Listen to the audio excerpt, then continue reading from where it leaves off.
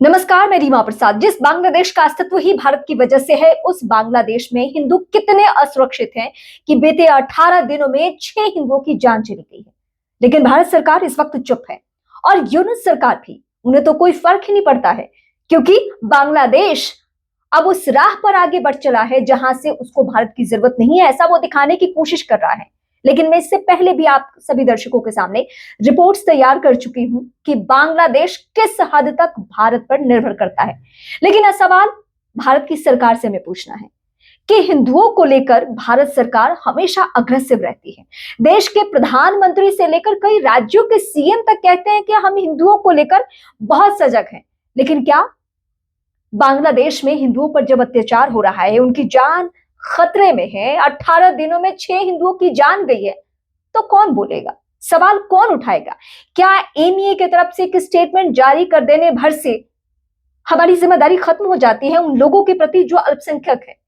भारत तो वो देश है जो किसी दूर देश में भी कहीं युद्ध की आपात स्थिति होती है तो वहां भी हम अपना स्टैंड क्लियर करते हैं कि नहीं, हम किसी भी तरीके से हिंसा को सपोर्ट नहीं करते हैं।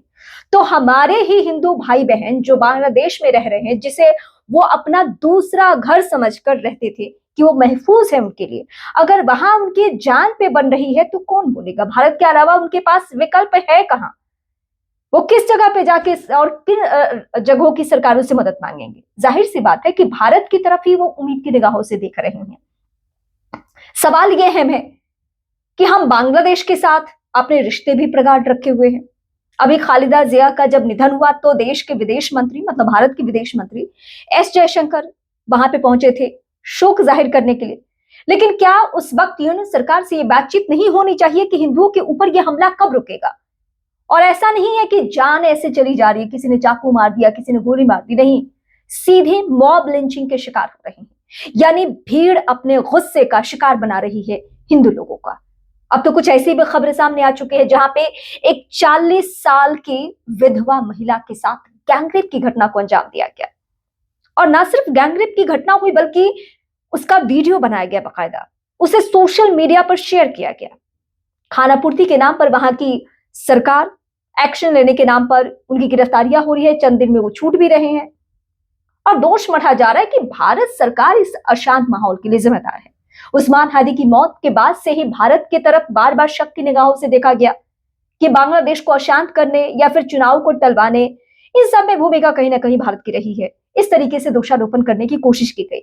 लेकिन इस बीच सवाल यह है कि जो बांग्लादेश तख्ता पलट के दौरान इतना अशांत था, क्या उस वक्त भी भारत जिम्मेदार था?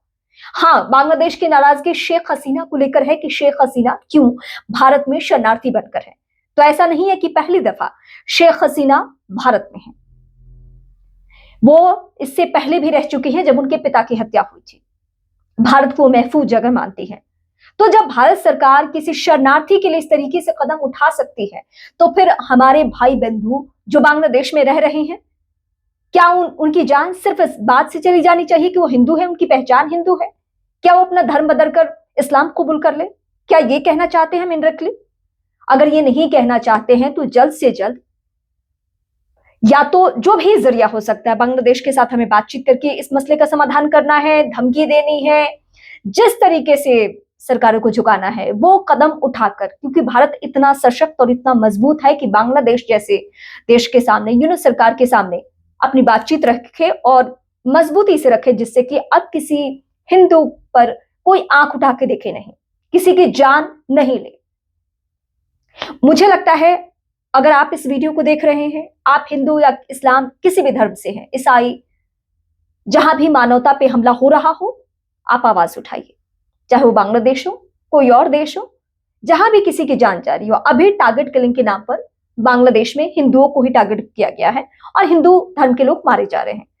मेरी आप सभी से गुजारिश है कि इस वीडियो को आप शेयर कर सकते हैं, आप मेरे चैनल को सब्सक्राइब कर सकते हैं और आवाज उठा सकते हैं, मुझे कमेंट करके बता सकते हैं कि हिंदुओं की जान जा रही है, वहां पे हिंदू टारगेट पे है, निशाने पे है, इसके लिए क्या कदम उठाए जा सकते हैं, आपके जहन में क्या चल रहा है।